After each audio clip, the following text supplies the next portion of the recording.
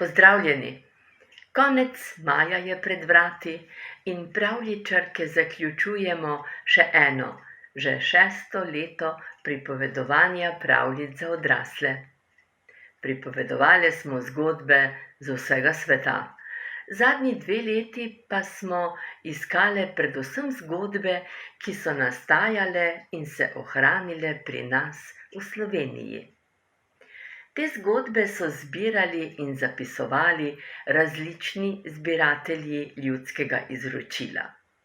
Eden med njimi je Anton Gričnik, ki je v knjigi z naslovom Farice zbral pripovedi iz Haloz pa vse do Donačke gore. Gore, ki je nekoč veljala za zbirališče čarovnic. Zanimivo zgodbo je zbiralcu Gričniku pripovedoval stari Johan izpod Donačke gore. Takole je Johanu tekla beseda. To, ko vam bom zdaj povedal, je sveta resnica. Naj bom pes, če to ni res. Veste, no leto sem šel na Andražov sejem v Rogaci. Vi ne veste, ko vse je bilo na tem sejmi. Ja, vse so imeli. Voze, nosode, motke, grable, posodo, košare, pa kikle, nogvante, pa mantlne, pa svinje, pa krave, pa še je bilo robe. Vi ne veste, koliko je bilo vsega. Vse sem si mogel pogledati, te si pa srečal tu enega, pa drugega, pa si se malo pomenil, pa si šel v gostilno, pa si še spil kavo kupico, pa je bilo že pozno popoldne, ko sem se odpravil proti domu. Samo tam v oni vesi, veste, pod goro, sem se pa še mogel ustaviti. Tam sem jaz bil včasih doma, zdaj je pa na totem mojem domu od sestre sin gospodar.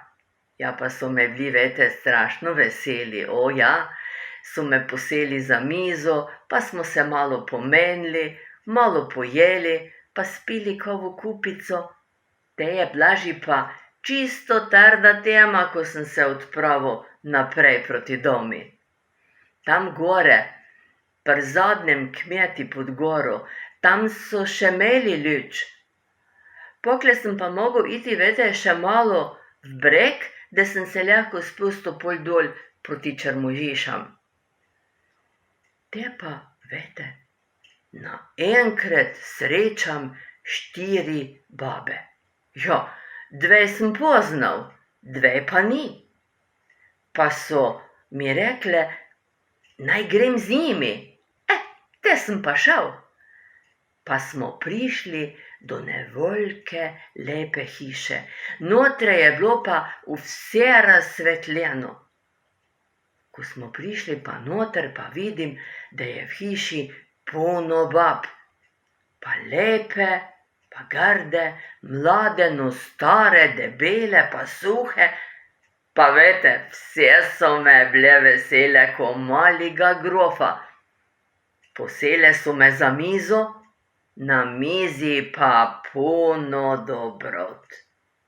Potice, ne vem koliko sort kruha, pa meso, pečenje, pohanje, štrukli, vsega je bilo polno. Babe so me trucale, naj jem pa pijem. Ko sem htel? Lačen sem bil, žejen tudi. Pasalo mi je, pa še dobro je bilo. Pa smo sedeli tak za mizo, pa jeli, pa pili, pa se malo še menili.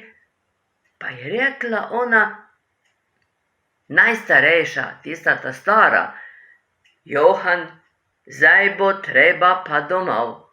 Samo, da naš živi duši črhno, ko si nesti videl, slišal, jel, pil. Sem rekel, da ne bom. One 2, veste, one 2 babe, ko sem jih poznal, sta me še pa spremljen cajt. Pa pred, ko smo šli na razen, s njima mogu obljubiti. Ajma, kaki obljubiti, prseči s njima mogu, da ne bom vidiš črhno nič, ko sem videl, ko sem slišal, toti večer. Pa ni, veste, nisem jima mogel prseči pri Bogi, ne, sveti Bog, pri samem Luciferju s njima mogel prseči. Jezus, ko bo zmenil, sem si mislil, ko sem šel naprej proti domu, pa sej nisem vedel, kod hodim, nisem vedel, plazil sem se po grmovju, pa kotal po travi, pa mislil sem, da nam nikdar več prišel k moji hiši. Sveti sreči, veste, je pa te pozvonilo kroni meši. Ja, pa je pozvonilo tudi v moji glavi, ko sem se zaletal v vrate od domačega štalunca. Te sem se pa zrajtal, da so mi babe, pred ko sem šel, natlačile v žepe puno dobrot. Te sem pa segel v žepe, da bi videl, ko sem te dobil. Pa sem potegnil z žepov same svinjske dreke. Te sem šele spoznal, da so bile te babe po noči same frdamane cavprnce. Ja, ne verjamete? O ja, pa je bilo tak, genau tak je bilo, naj bom pes, če to ni vse res. No, tako je Johan zaključil svojo zgodbo. S pripovedovanjem v tem študijskem letu pa zaključujemo tudi vaše pravljičarke. Gusta, Majda, Lidija, Irena in jaz, Metka. V imenu vseh vam želim čim lepše poletje, imejte se lepo, v jeseni pa se, upam, ne samo slišimo, ampak tudi srečamo v knjižnici na večeru pripovedovanja zgodb. Do takrat pa nasvidenje.